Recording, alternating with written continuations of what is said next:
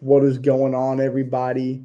This is now episode 43 of our Talkin ATL Hawks podcast, which only means that we are inching closer and closer until the start of the season. It's the calendar is flipped. We are officially in the month of September. Yep. You step outside, the air is getting cooler, starting to get that little fall breeze, through the trees, things are starting to change. And to me, I consider this the best time of the year. I really do. And that's mainly because college football and NFL are pretty much officially kicked off at this point. Yep. Everybody's done their fancy drafts. The first week of college football is officially wrapped up, but that also means that this is a month where we're going to get Atlanta Hawks basketball back. We just have to wait till the end of it, but we are going to get preseason basketball started up next week. Actually, later this week, the first NBA preseason game tips off. I believe so. I might have to go back and revisit that schedule to make sure I'm saying that. No. The preseason starts in October. October 6th. October 6th is our first preseason game against the Rockets. Yeah, October 2nd is the first official. So in about 5 weeks. Because my birthday's in 4 weeks. I thought they were having like a specialty game. Like they are. To kick off the preseason game. They are. That's not till October 2nd though, and the Sixers and the Knicks are playing in Dubai. Oh, I must have thought that was like September 2nd. I thought that was like coming up really soon. Okay. Mm-mm. Well, regardless, we're still inching closer, and we're going to be here to talk you guys all the way through until we officially get to that point, and then we'll finally have some preseason basketball to get into. But first off, before we get into any of that, Joyner, Chase, how we doing so far? I'm having a pretty solid weekend. I did something dumb. I was telling Andrew about this, Chase. Yeah. I fell for a scam. Joyner. I fell for a scam because, as you two know at least, I'm a Green Bay Packers fan. We just got the best defensive player in the league in Micah Parsons. For literally nothing. A feature from the Dallas Cowgirls. And I fell for a $30 jersey scam. And so now I'm without a credit card, at least for the next couple of days. So that's fun. No. Well, you can blame Jerry Jones for this, because if Jerry Jones wasn't such a freaking deceased, crippling airhead, dude, he would have never given away Micah Parsons for 2 first-round draft picks, dude. And it's also the fact that he said, like, directly after the trade that he believes that this trade makes the Cowboys a better team. He said it's almost like he's the same person as our best friend Nico Harris. And I was actually talking to a buddy of mine about that today. Think about how awful of a year Dallas sports fans have had. In the same calendar year, they lost Luka Doncic, their franchise player, to the LA Lakers, and then a couple months later, they lose Micah Parsons to the Green Bay Packers, and for both sides of the trade, for practically nothing. I mean, I know that they got the Mavericks got Anthony Davis, but this isn't turn the clock back Anthony Davis. This is made of glass Anthony Davis. And how long did he last for the Mavericks? 3 weeks until he had a season-ending injury, if that? No. I think so. Yeah, but I think so. But also in his first game too.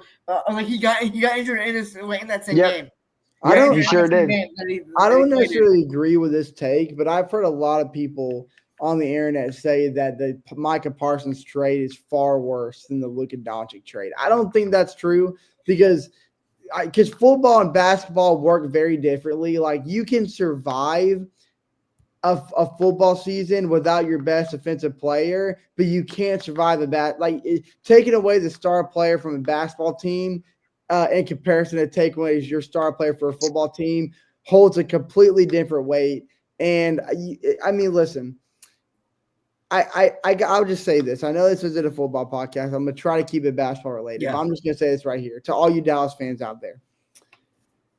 Yes, it's been a rough offseason. It really, really has. It's been nothing but just your favorite teams being tormented by ownership that has no idea what they're doing and thinking that they're sending their uh, star players off in return to get what could potentially be a dynasty in the making. But you can't do that with two first round picks. You simply can't. You could get your replacement for Micah Parsons, but there's nothing that two first round picks can do for your franchise to alter what's already been done the last 5 years. It's not going to happen. Especially like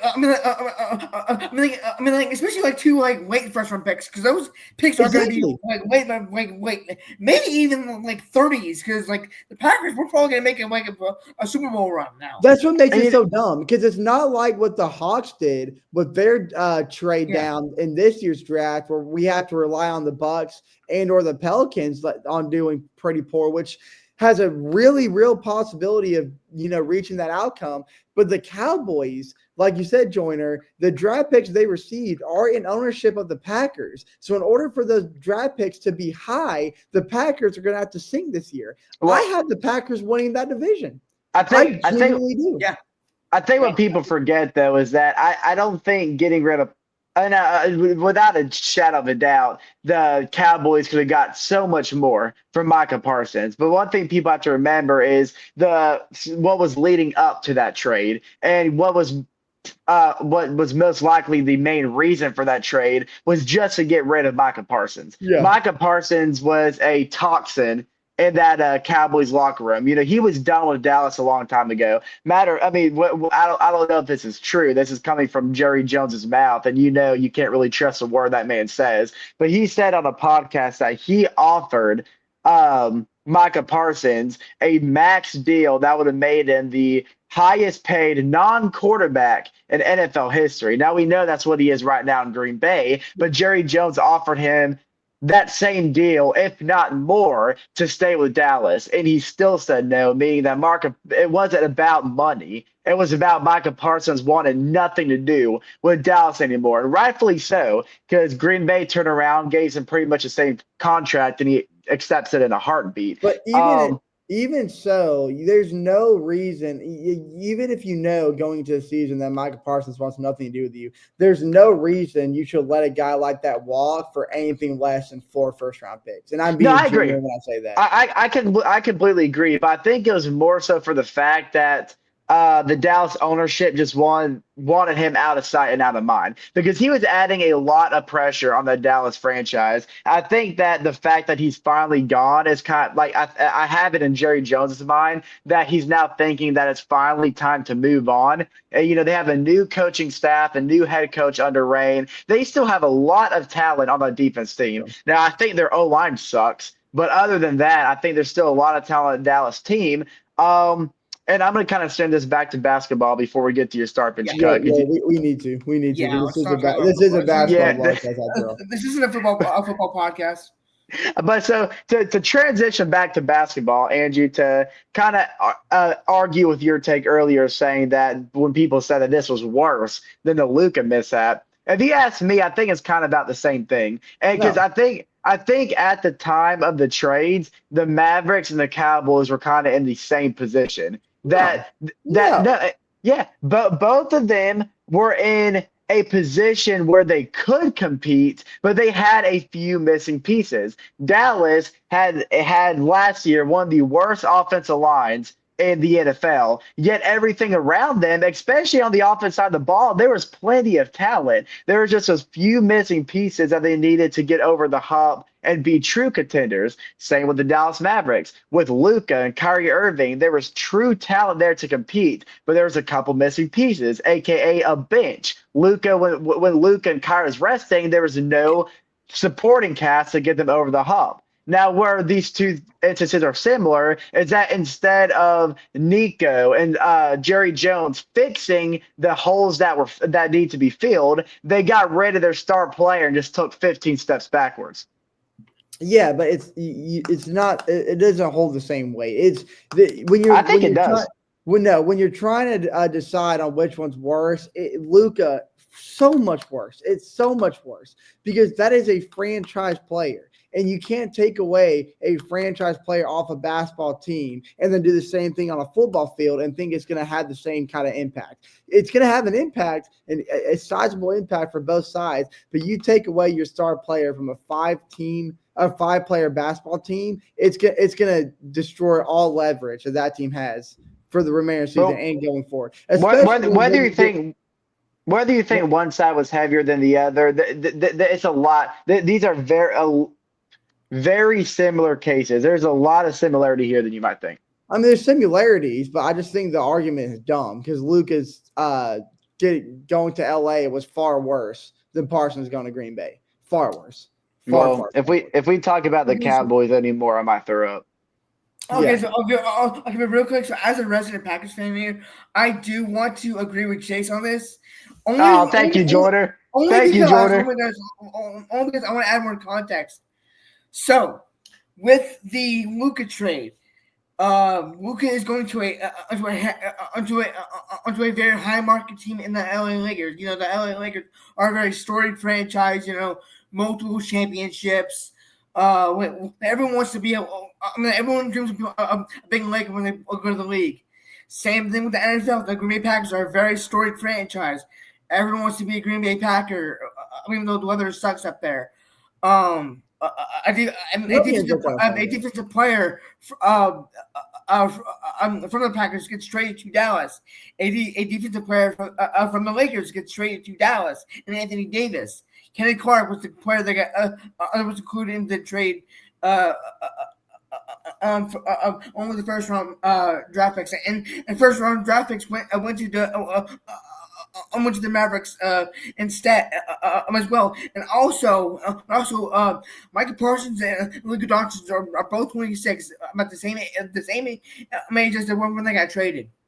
Hold on, what are we debating? Jordan gets a vision. I don't think he does, respectfully, because we're not debating on if they're similar, because I already agree that they're similar. We're just debating on which one's worse, and the Dallas leaving. It's the same situation. Yeah.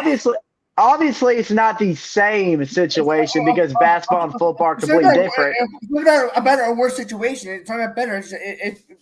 We're just comparing the trades. Like I saw a tweet a while back. Oh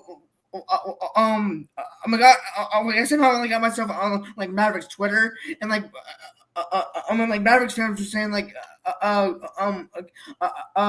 saying Cowboys fans, please explain this in NBA terms, and literally the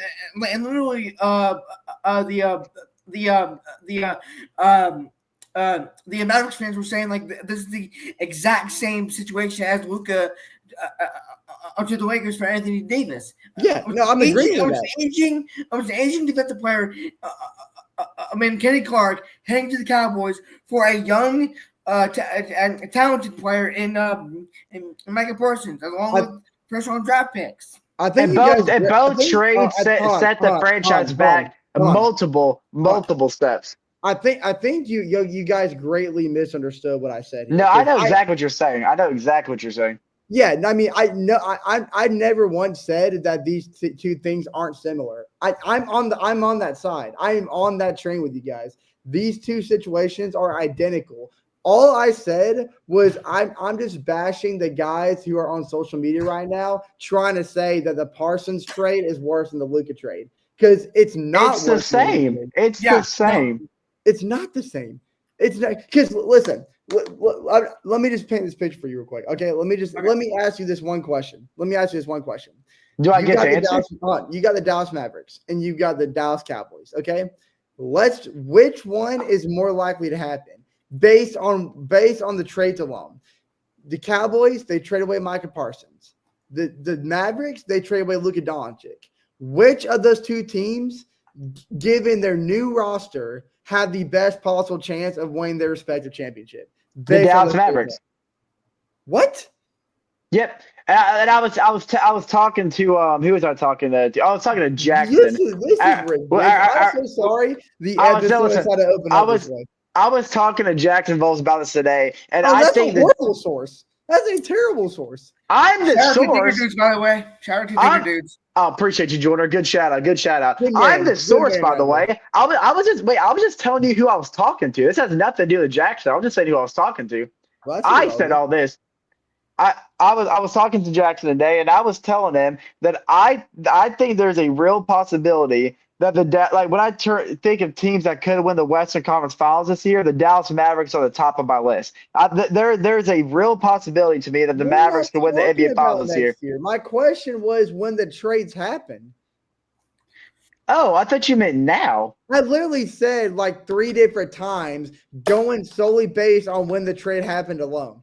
Okay, Dallas Mavericks. And Stephen A. Smith said it. Stephen A. Smith said it after the trade that trade signified that the Mavericks put all their chips on the table, and it was either they win the finals that year or they just set the franchise back 15 steps. Because think about it. No. Think about it. No. Kyrie Irving, Anthony Davis is a massive duo that is more than capable of winning the Mavericks NBA Finals if they could stay healthy. Now what happened? No. Now what happened? Anthony Davis gets injured his first practice with the Mavericks. Gets injured his first game with the Mavericks. 3 weeks later, season-ending injury. And what else happened? Towards the end of the season, Kyrie Irving was out for the rest of the year. And Stephen A. Smith said that the Mavericks could win the finals that year if Kyrie and Anthony Davis were to stay healthy. And they didn't. But I fully agree. I fully agree with Stephen A. Smith that if they both would have stayed healthy, they would have won the NBA Finals this year. Now look at the Dallas Cowboys. I can't look at this roster and say after this Michael Parsons trade that there is a chance in any multiverse that you can think of that the Dallas Cowboys even sniff the Super Bowl. They're not even going to be able to lick. They're not even going to be able to lick the pubes on Vince Lombardi's testicles. Not even the pubic hairs on his ball sack. They're not even going to get that close to winning a Super Bowl this year. All right. We got to wrap this up. The first 20 minutes of this episode have been you defending an argument that I'm not even making because that did not answer my question. That's exactly what you asked. No, it's not. You're not understanding my question. I'm sorry. You said after the trade happened, which team has the best? All right. Until he stops doing that, I'm just going to kick him off the stage.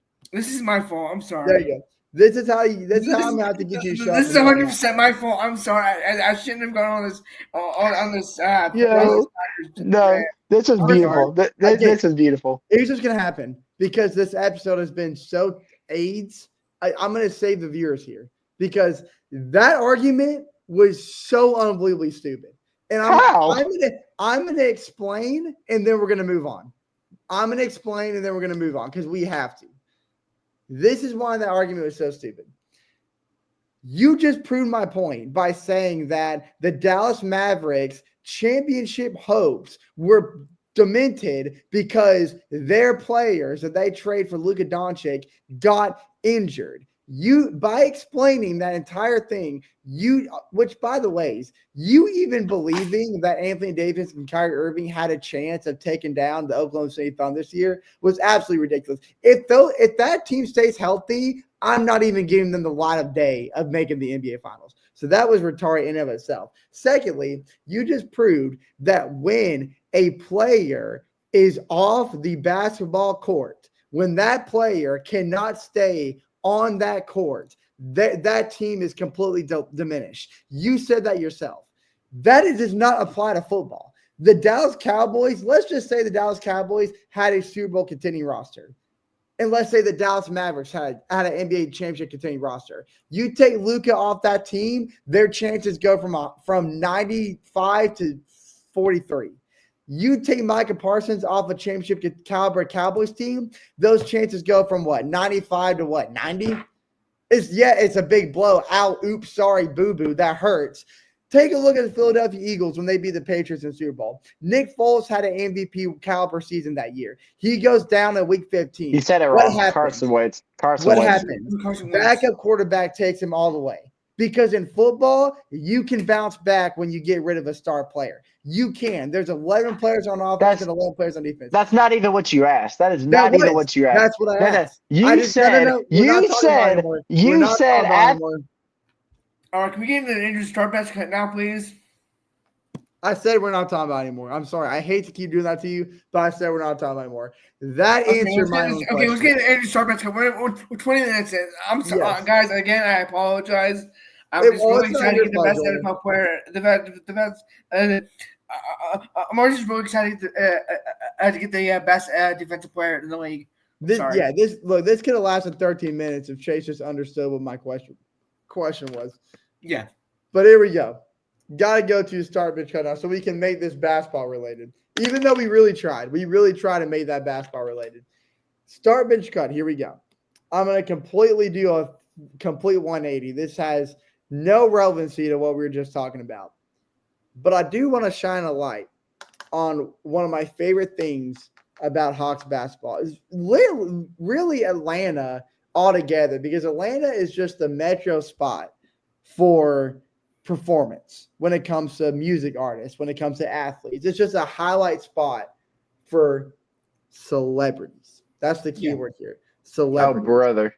When you watch Atlanta Hawks games, they tend to do they really started this like 2 years ago, and I guess this was really a thing when State Farm when it was Phillips Arena, it got renovated, went to State Farm Arena. There's a little club section behind one of the basketball goals. It's got the Hawks logo that's been transformed into an LED bar, but behind that goal is a Michelob Ultra throne. I mean, it's like a little cushion seat, and regularly the Hawks will send celebrities to go sit in those seats for certain games. And it's been like a big highlight feature where when you're at a game, it'll show you. It's become kind of like a interesting thing for Hawks fans. Like, I wonder who's going to be in the Michelob Ultra seat in this game. You know, that it's kind of like always a big surprise. You don't know who's going to wind up there. These have been my favorite. I'm going to start bench cut 3 of my favorite celebrities that have been shown in those Michelob Ultra seats. And I want you guys to start the bench cut. And yes, as ridiculous as this might sound, this is something we have to appreciate as Hawks fans. I love this. The stars always show up. I have a question. I think we should apply to sit there for a game. I think we should. Hey, look, dude. When this podcast becomes huge, they're going to have to make that like a triple decker or something. I don't know how that's going to work. Or we can all just sit on top of each other. I'm fine with that too. Yeah. I call bottom. Okay. I'll take the middle. Oh, Chase, man. you had a question.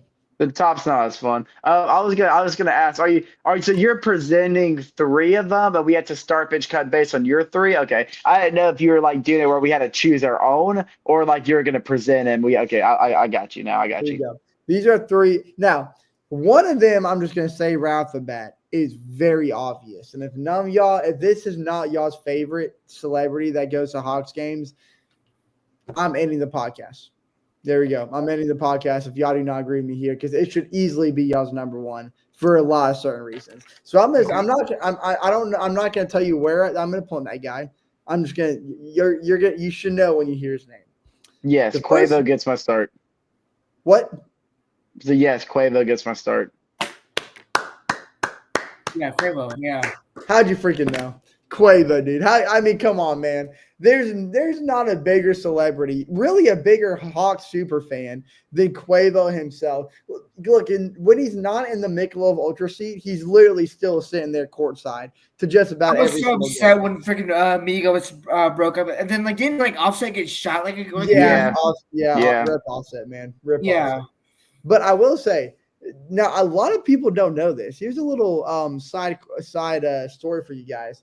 Quavo is actually the guy that gave Trae Young his famous Ice Trae nickname. Yeah, wasn't Quavo wasn't Quavo like doesn't he have like a song called like Ice Trae or something like that? That I don't know. I cannot confirm. I swear he does. Let me look it up.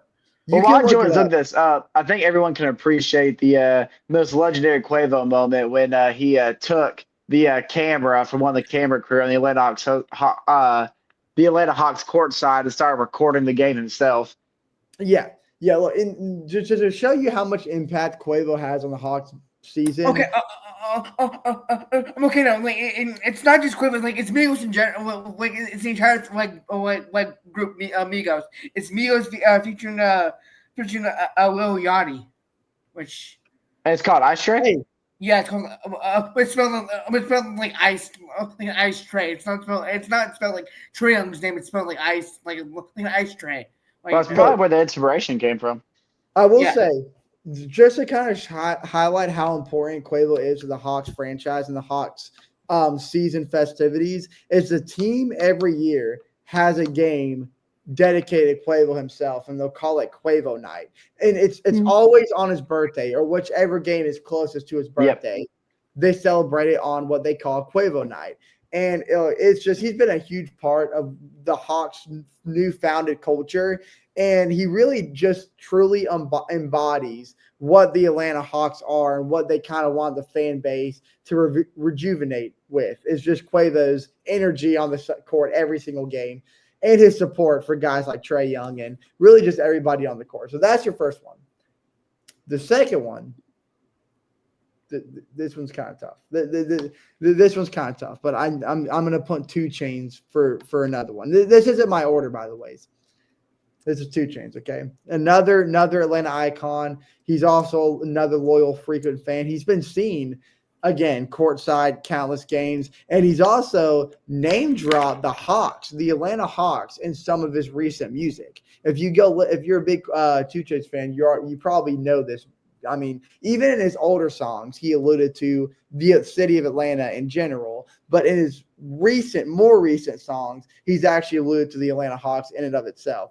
And he's also like a minority owner of the Hawks.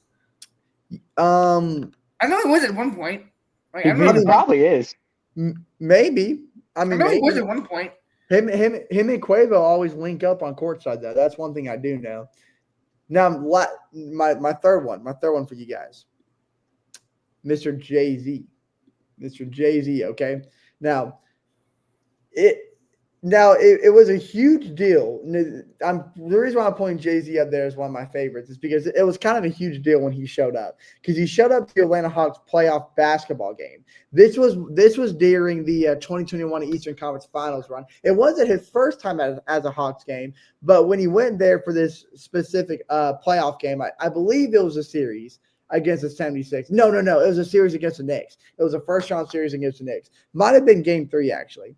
But he kind of branded himself at that Hawks game. Like, I don't know if he had like an album that was coming that year. I don't really know what the exact moment was per se, but because it was a playoff game and because Jay-Z was there, they kind of made it like Jay-Z has a chance to showcase, like, let's just say it was a debut album. So if you went to the Hawks playoff game, all along the concourse, there was like a section of the concourse that was dedicated to Jay-Z himself, where Jay-Z sat and watched that game. And it had like, of course, he had security all around it, but you could come up and interact with Jay-Z during the pregame and I believe halftime as well. But it made it really cool because it really brought like a new energy to that playoff game. And you could also, I don't know, I'm sure there's like giveaways that Jay-Z was doing as well. But I just think it's really cool that Jay-Z was willing to, use his new released album, if that's what it was, but to also, use it as a way to support the Hawks for their big playoff series against the New York Knicks. I'm assuming it was the Knicks, but yeah. So those are your 3 out there, and those are a little bit of background reasons. And now you guys take the lead. I mean, I already have my list. I already said plain, straight from before I even said his name, that Quavo's going to get my start. You said, I mean, I when it comes to Atlanta Hawks fandom in terms of celebrities, I don't think there's anyone more iconic than Quavo. And this isn't just recent. Quavo, since he's since the rise of him as a rap artist, at the birth of the Three Amigos, even through the split up and everything that happened, he was an Atlanta Hawks fan for that long, for that Yeah, way back. And he's been that just as dedicated as you see him now today. And now he's been attending regularly. Pretty much almost every home game as of like 3 years ago, really interacting with the players, with the fans, sitting courtside, having special dedications to him, and I think when everybody thinks of like, like they always think like that one, every team has just that one celebrity. And when you think of the Atlanta Hawks, everyone's always going to think of Quavo. absolutely. Um, Number two, I'm gonna put Jay-Z. I think you hit the nail on the head for the exact reason. The way that they allowed Jay-Z to interact with the Atlanta Hawks fans and that playoff game was really cool. Like you said, brought a different energy. I think it was the Knicks. I think you're right, Andrew. I think it was against the Knicks. I think I do remember that. But yeah, and then that would put Two Chains at number three. I remember especially back in like the Jeff T, Kyle Korver, Al Horford days, that Jay-Z was like the Quavo at the time, Two sitting Chainz? courtside. Two Chains, yeah, sitting courtside about every Hawks game. Of course, that's back when Two Chains was like at its peak. So, of course, that makes sense. And then I remember there was also one instance where Two Chains had like a very like huge halftime performance for the Atlanta Hawks, and my cousin, our cousin, actually went to the game when Two Chains performed. And no shade on Two Chains, but our cousin reported back and said it was probably the worst performance he's ever seen in his life. That's It besides was the bad. point, though. Yeah, That that he sent us a he video clip and it sounded awful. It did sound pretty awful, but that's beside the point. Two Chains is still Two Chains. Does he need auto tune? Absolutely, but so does 90% of artists today. But that's my list. So I don't know if I made that clear. Start Quavo, bitch Jay-Z, and I'm cutting Two Chains. Okay. So since Andrew threatened to kick me off the pod if I didn't agree with number one, I'm gonna put Quavo at one. Obviously, Chase, I think you put the nail in the coffin there of the reasons why Quavo should be at the start. But since like I'm different, I'm gonna put my Two Chains at number two. That's I the right like And Two answer. Chains. Right answer. Since I'm feeling like a little pimp right now, I'm gonna brush my shoulder off and put Jay Z and cut Jay Z. I Hey don't know. Jordan, man, I don't know if you got the references I was making there, but I like did. it. I That was did smooth. That was actually. smooth. And I picked up on it. that's literally why I'm agreeing with you, Jordan. That was did you get the Two Chainz reference? yes. Oh Yes, yeah, dude. yeah. Look, Okay. yeah, this is why Two Chainz has to be right behind Quavo because when you're talking about Atlanta super fans and celebrity artists, there's no better ones to represent Atlanta than Quavo and Two Chainz. Usher, with an exception, if Usher showed up to more Hawks games, I'd probably throw Usher up there as well.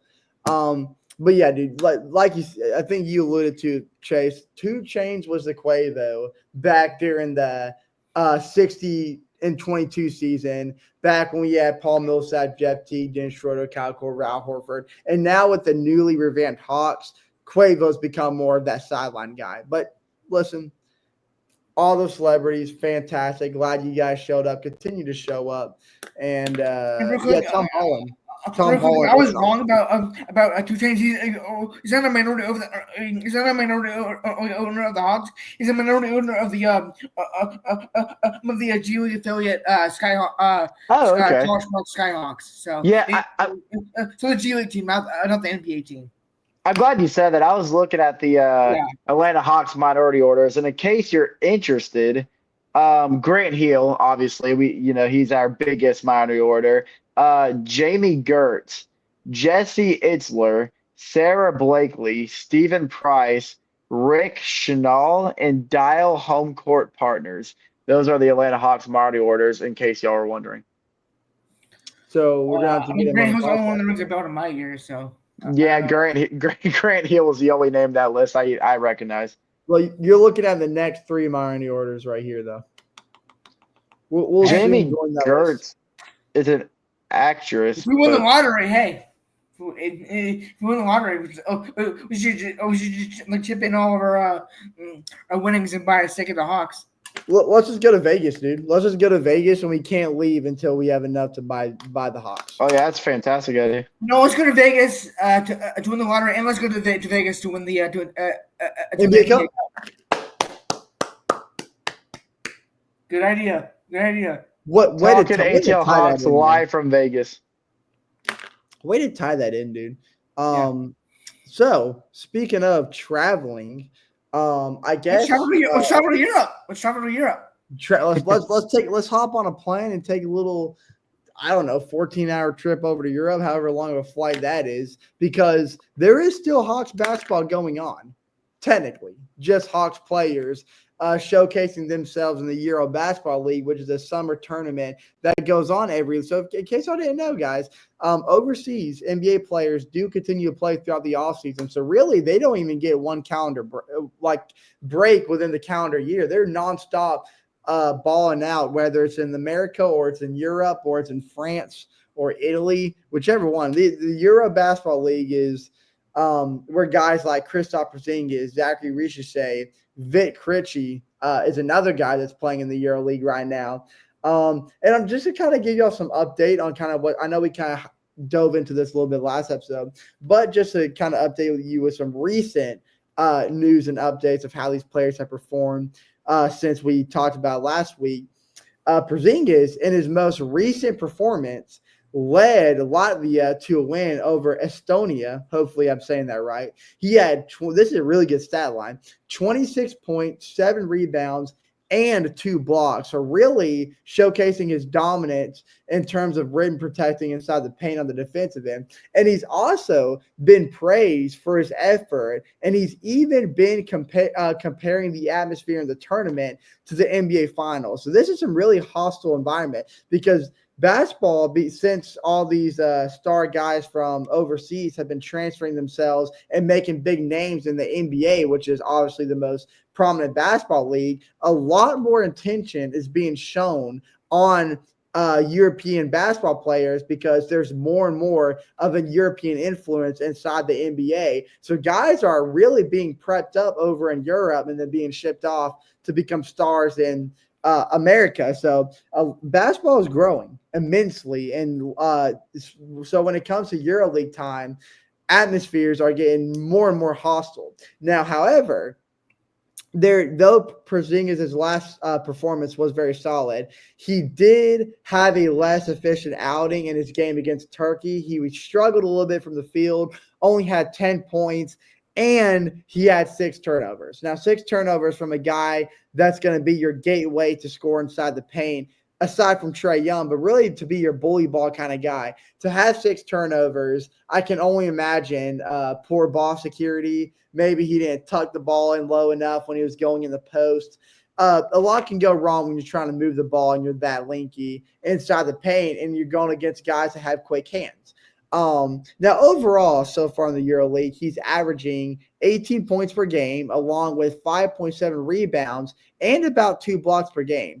Now, his shooting has kind of been a mixed bag feature. He's had strong percentages from 2-point range, but he really has struggled from beyond the arc, which isn't really Porzingis' strong shoot, though he is one of the better 3-point shooting guys in the game. He's kind of drawn away more and more from that area. That was really outshone when he was in New York. Now, he was a good 3-point shooter in Boston before he got hurt this previous season. But so we hope that kind of sticks around a little bit. Listen, if he can go out there for the Hawks and like he's doing in the EuroLeague right now, shoot strong percentages from inside the arc, if he can shoot about 35 to 40% from beyond the arc for the Atlanta Hawks, I'll be completely okay with that, as long as his numbers look very strong inside the arc. But what do you guys think about Porzingis so far in this EuroLeague? I mean, like you said, he's been playing pretty dominant. I mean, like I don't know like where the bracket is to like find out like I mean like how the tournament is gonna work out, but like I think it'd be pretty fun to see in the finals of that tournament.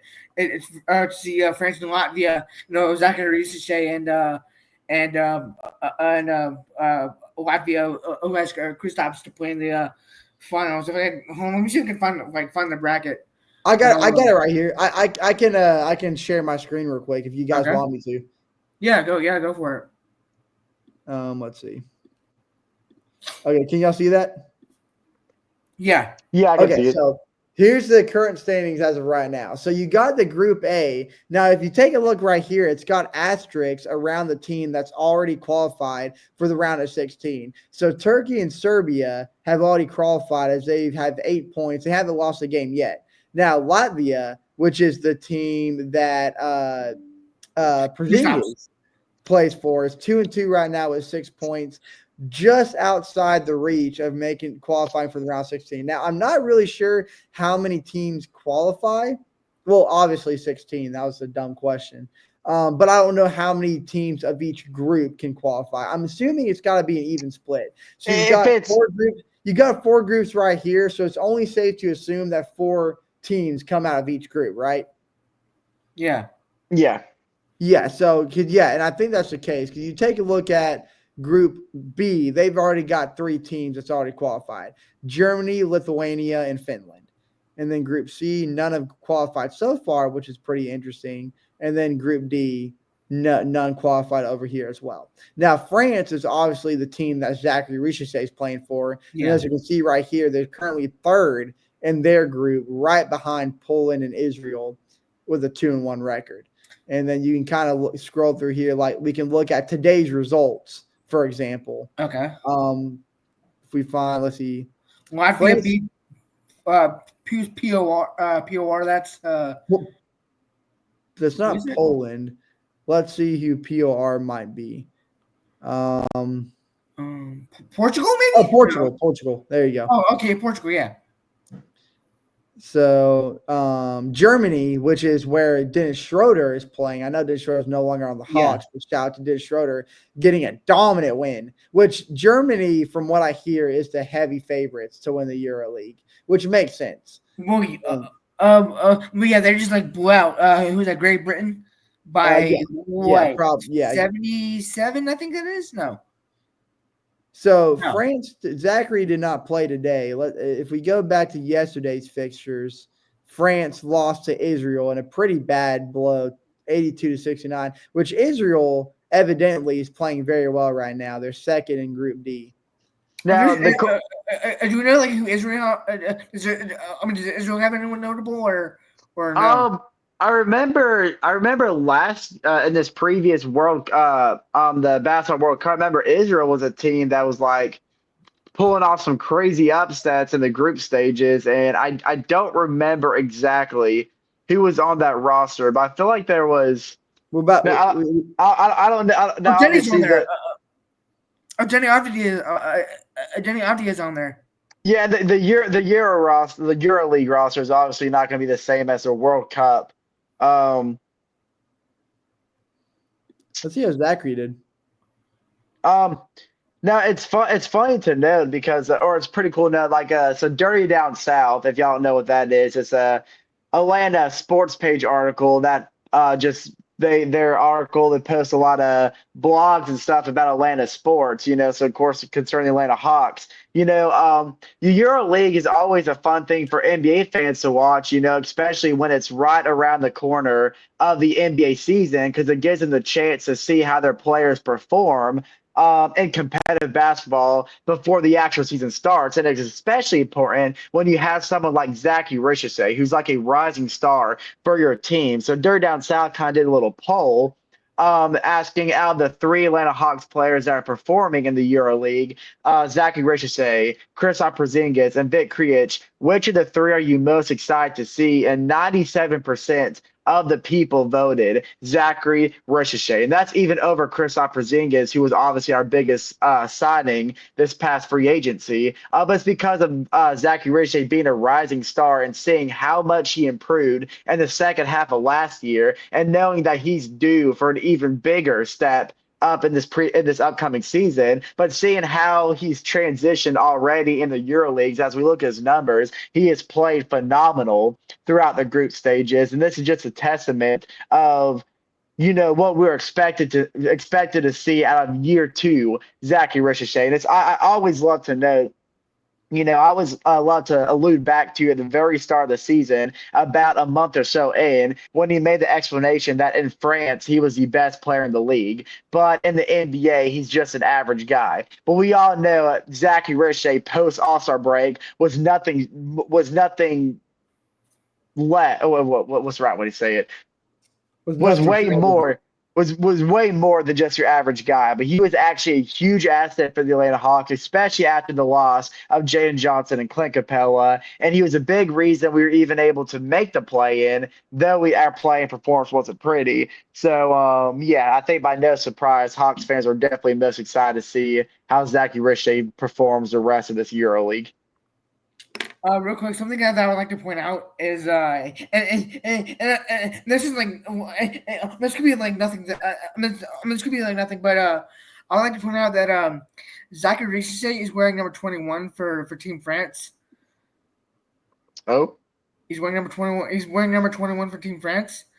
A very notable Hawks legend wore number 21. Dominique. I would just like to point that out. Hey, I actually didn't even put two and two together. I mean, there could be nothing. There could be nothing. There could just be like a random jersey number that he got. I don't know. Maybe he's trying to show respect to Dominique. I don't know. Which is something I'm sure Zachary would do, because we know that Dominic and Zachary have a really good relationship. Yeah.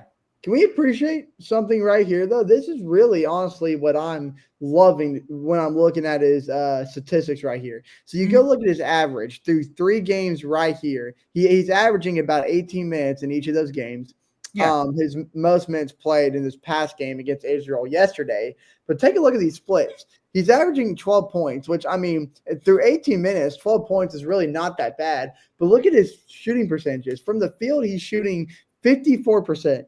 He's shooting about 56% from inside, 53% from beyond the yard. Now, 40% from the free throw line is a little off, but it is on par, because he did struggle a little bit from the line during his rookie year. But, always room to improve there. But the fact that he's shooting well over 50% from everywhere on the field, and then from the field accumulate together, is a really good sign of consistency. Because that's something that, yes, Zachary had a really strong second half of the season post All-Star break, but he still wasn't consistent enough. And now we're seeing here in the EuroLeague that he's working on becoming more and more consistent from all aspects of the field.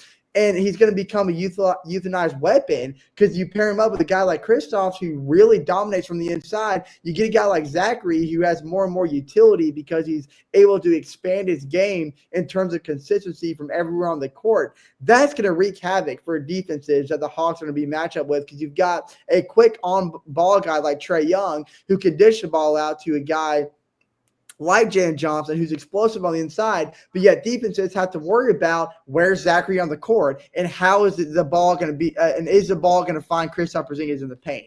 This is a really good formula for Hawks success right here, when you get a second-year player that's shooting 50%, well beyond 50% from everywhere on the field, because now he's got to be a third or fourth asset for defenses when they're trying to figure out matchups. This is a guy they're going to have to worry about now, and he's a second-year player. Yet he's paired with guys like Kristaps Porzingis, Jalen Johnson, Trae Young, Dyson Daniels, who couldn't keep his hands off balls last season, and he's looking to touch some more this season. Like this is perfect right here. This is what I'd love to see from the EuroLeague.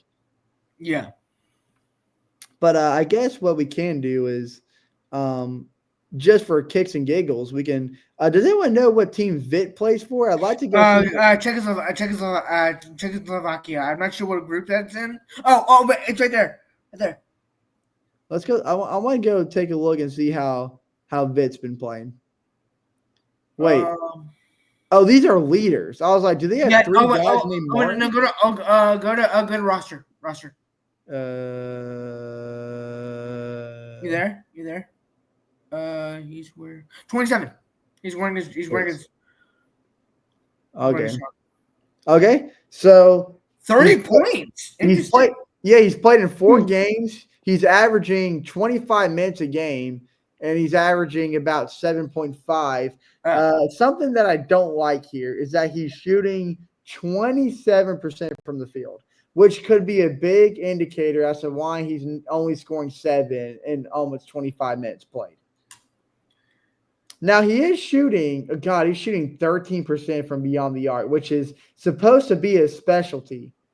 Gotta be honest here, guys, not good numbers. And something that concerns me even more is his plus minus is not really. It's probably one of the lowest on the team, to be honest. Yeah, it's not looking good. I mean, that's honestly probably why we only use him in like very certain situations, like when we play him like on the Hawks. But yeah, it's not. Yeah, he's always been like your transition guy, like when Trae Young was like on the bench. He was always like your transition guy, just because the one thing I always loved about Vit Krivich was he was very like active on the court, like running with full hustle on both ends of the court, and with playmaking ability too. I mean, especially when it comes to full court passes, Vit Krivich was one of the best on the roster to do it. I will never forget 2 years ago his full court assist on his butt cheeks from the other end of the court, one of the greatest full court pass I've ever seen. But he only did it about maybe 5-7 minutes at a time, and then Trae was right back on the court. But we see here he's playing about 25 minutes a game, which means we're going to see a different side of it, because when you're only coming in at spurts at a time on the Atlanta Hawks roster, it's easy to have that energy and intensity. But it's a lot different when now you're averaging about 25 minutes per game, which is a lot more than he saw on the Atlanta Hawks. So I think that's maybe why we're seeing a different side and a different struggle that we don't really see from Vit Krivich. It's not maybe necessarily that he's playing bad. It's maybe he's just adjusting to playing a lot more minutes than he's maybe used to. Sure. Yeah. Very good point. Very good point, Chase. Yeah.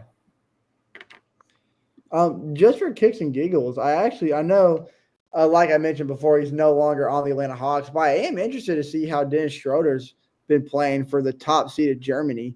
Speaking of Dennis Schroeder, did y'all see that he got some like racist things shouted out to him? I did.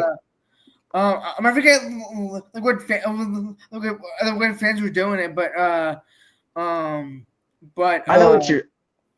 Yeah, I remember that he made a statement. He said that he would get the same respect that Dirk Nowitzki got if he wasn't African American. So I think what he's saying that I mean, again, I don't know the full details. This is just based on what I heard, but I think he feels a lot of disrespect from Germany fans because of the color of his skin. And I think he's maybe saying that he feels like he'd be up there in the respects of like Dirk Nowitzki if he wasn't African American. Yeah. I don't know how true that is, but if that is the case, then you really hate to see it because, stuff like that should, not only not be in sports, but should just be out of the equation in general. Yeah, so exactly. I really hope that's not what's going on, but if it is, and that's a very unfortunate and sad situation. Yeah. And there are people out there that are trying to counter argument that and saying like, Dennis Schroeder, you can't pull the race card and let that be the reason as to why you're not up there in the range with Dirk Nowitzki. Because obviously, for face value, Dirk Nowitzki is an NBA legend. And while Dennis Schroeder has been a very solid role player and at one point was the star player for the Atlanta Hawks team, obviously he does not hold a candle to Dirk Nowitzki. But that's not what's happening here. Dennis Schroeder knows that. Dennis Schroeder knows that's not the respect he's talking about. I think what Dennis Schroeder is talking about is because we can't speak for Dennis Schroeder here. Dennis Schroeder, this is a personal experience that he's going through. And I based on what he's saying, there's some kind of color barrier between him and the Germany fans, and that's causing a lot of disrespect. And what he's saying is, let's flip the card. If Dirk Nowitzki was black, would he be under the same kind of fire that Dennis Schroeder is right now? Obviously, again, we as spectators cannot speak on that because we're not actively living out those scenarios. So because now Dennis Schroeder, he seems to be a very upkept, reliable guy, very, very respectful. So hearing this come out of his mouth it leads me to believe that this might actually be a real issue that he's dealing with here, and he's not just doing it for attention. And and like you said, Chase, if that's the case, very, very sad situation there, and something that really needs to be resolved. Because take a look at these splits right here. Dennis Schroeder in the EuroLeague is averaging the 5th most points, and the 9th most assists out of any player here. You take a look at these beautiful stats. These are absolutely phenomenal. Through 4 games played, he's averaging 26 minutes and a 22.3 average stat line. Beautiful. 53% from the field, 61% from inside, 44% from beyond the arc, which is really good for Dennis Schroeder. Very efficient from the line.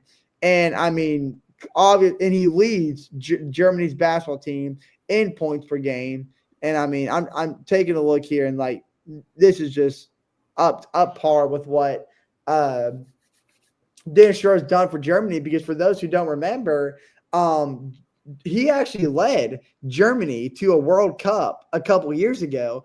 Because you remember, there was a year where Team USA did not do well in the World Cup. I believe that's when the World Cup was held. Where that was in LA, right? Was it or was that during COVID?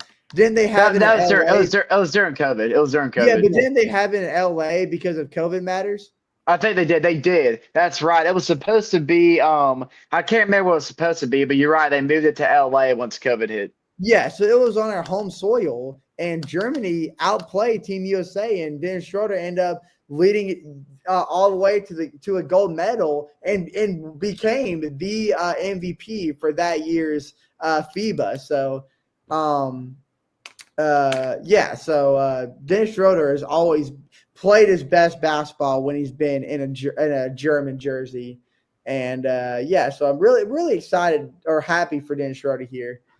Again, I know he's not on the Hawks currently, but he is one of the Hawks greats in my eyes. So needed to go check that out. I guess y'all want to see how Luka Doncic's playing just for kicks and giggles. Sure. Let's see. I mean, I'm sure he's probably. I wouldn't be surprised if he's probably leading the EuroLeague in points per game. Where's Lithuania at? There it is. He does play for Lithuania, right? Yes. Well, I might be wrong about that. Does he play for Valanciunas plays for Lithuania? He might not play for Lithuania, guys. I might be tripping here. Someone help me out. Slovenia, I think. That's okay. I think you're right. Sorry, guys. Something like that. I gotta imagine his team's got to be at the top of the standing, right? There he is. Yeah, look at that. 30 points per game. Yeah. Got to say, though, when you go look at the standings, not playing that well. Where's he at? I mean, they're 1 and 2 right now, in high jeopardy of not even making it out of the group stage. But I mean, look, I want to see. Can you find? Let's see. Oh yeah, I guess you have to click on him. Yeah, there you go. Yep. As I expected, leading the EuroLeague in points and assists. Yeah, sounds about right. That sounds about right. Yeah. But okay, yeah, just thought that'd be kind of fun to check out the EuroLeague there, guys. I don't know if y'all have any closing remarks here. Again, how did we pass on this? Jeremy Lin retired. Oh yeah, he did. Glad you brought that up, Connor. And that makes me so sad. I'll never forget the most heartbreaking video I've ever seen. This was after he suffered that gruesome injury, and during his time with the Brooklyn Nets, that officially knocked him out of the NBA, kind of pulled his NBA career to an end. And he spent a couple years overseas. And an interview asked him, do you ever see yourself, going back to the NBA? And he just, broke down in tears. saying, like, I try every day to, get that phone call to call me back to the league. He's like, but people don't realize, how brutal it is, and like how special it is to be in the NBA because, it's a hard league to make, and if you're not in it, it's a hard league to get in, and he just, always talked about, how he's just fighting for one more chance. He never got that final chance, but, even though his career, was kind of like riddled with a bunch of just sad injuries, kind of held back what could have been. But regardless, we'll never forget what Lynn Sandy was. It was definitely a special period of NBA basketball. So definitely one of the most respected players that came through the league, and a very inspiring one too, because he's a guy, that played some great basketball in the NBA. And despite when all these injuries hit, he never gave up. And he's definitely a guy that a lot of players can look up to, a lot of people can look up to. And he's definitely a really fun guy to have for the Atlanta Hawks for the short time that he was. Yeah, for sure. For sure. Yeah, that video you're talking about, Chase, I think what made that really heartbreaking is as soon as he landed on the floor, he knew it. Like it wasn't like, oh crap, something might be wrong. He knew it because he literally looked at his teammates and he said, "I'm done." Yeah.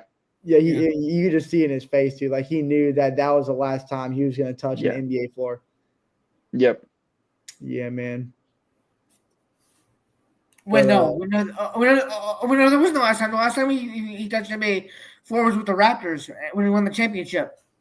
Well, yeah, I guess that's true. I guess he did make a small comeback, but I guess he knew that was going to be the last time he was going to be able to play to his pace because he never was the same Jeremy Lamb when he did come back. So, yeah, that is true. That is true. But you are right, Jordan. I did forget that he was on that Raptors team. I did too, actually. So he did go out on top. I guess at least Buddy did get his ring. He did. He did go out on top. Yeah. All right, guys. Is there any other closing remarks? I'm glad you brought that up because I did forget that. Nope, I got nothing else. I don't think so. Well, guys, this has been another edition of Talkin ATL Hawks. And when we come back, which will be next week, we'll be another week closer of preseason basketball, and we will try to find more to talk about. And who knows, we might even open up with another dumb argument because that's just how these episodes seem to roll sometimes. Yeah. But hey, that's the struggle of getting through the offseason, man. You got to find something. But I will say, I think we've done a really good job at that, and I'm really glad that these last two episodes we've incorporated the Euro League because that's really been a fun thing to talk about for me. Yeah, for sure.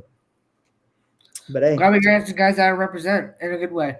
Yeah, and absolutely. Those guys, especially Zachary Richey, playing the way he is right now is unbelievable.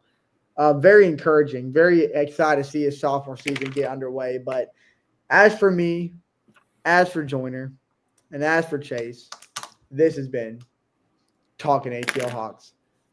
See you guys next year. Not next year. I just see you guys next year. How about say next year? Whoa, buddy.